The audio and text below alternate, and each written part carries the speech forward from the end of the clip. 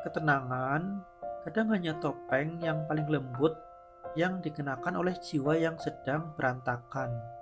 Sebab tidak semua yang diam itu tenang, ada yang diam karena luka yang sudah tak menemukan bahasa untuk berteriak.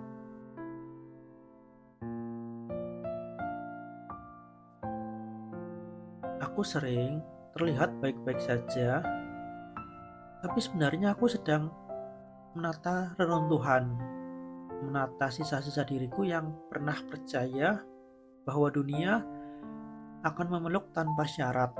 Tapi nyatanya, dunia hanya mengajarkan satu hal, bahwa tidak ada yang benar-benar memeluk selain dirimu sendiri.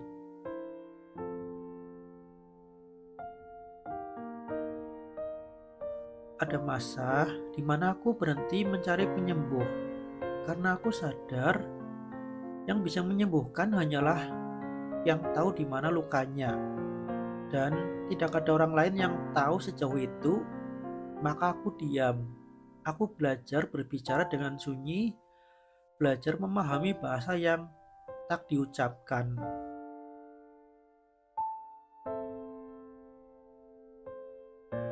Kadang aku berpikir, barangkali setiap manusia adalah reruntuhan yang sedang berusaha berdiri. Mereka berjalan di atas serpihan berdarah, tapi tetap melangkah. Dan dari situ, aku belajar bahwa bertahan bukan soal kuat, tapi soal bersedia untuk tetap hidup meski tidak lagi punya alasan yang utuh.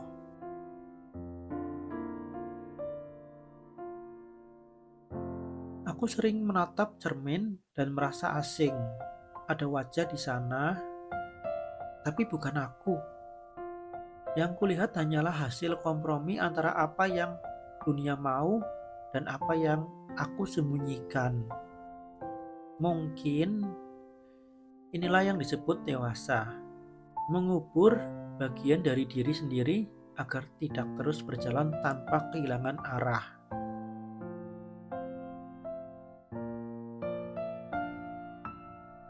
Tapi, bukankah kehilangan arah justru cara paling jujur untuk mengenal diri? Sebab, dalam kehilangan, manusia akhirnya menatap dirinya sendiri tanpa hiasan, tanpa peran, dan di sanalah titik paling sepi itu, jiwa berhenti berpura-pura.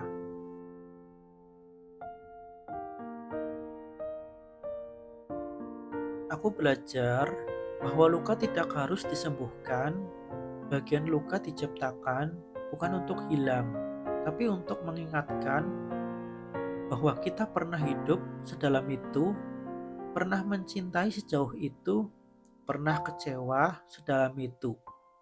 Dan dari sana, perlahan aku paham bahwa kesembuhan bukan tentang hilangnya sakit, tapi tentang kemampuan untuk berjalan sambil tetap merasa.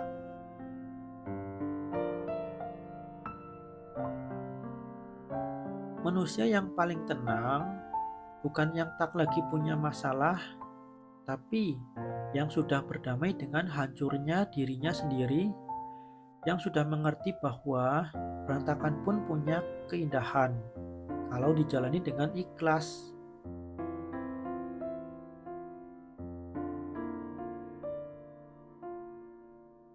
Maka, jika hari ini aku masih terlihat tenang, itu bukan karena aku sudah selesai dengan lukaku, tapi karena aku sudah belajar menatapnya tanpa ingin lari. Aku ingin berhenti berharap hidup selalu indah. Aku hanya ingin hidup dengan sadar, meskipun sakit, meskipun sunyi. Dan barangkali itulah bentuk tertinggi dari ketenangan. Bukan saat segalanya baik-baik saja, tapi saat kau bisa menerima bahwa hidup memang tidak akan pernah sepenuhnya baik.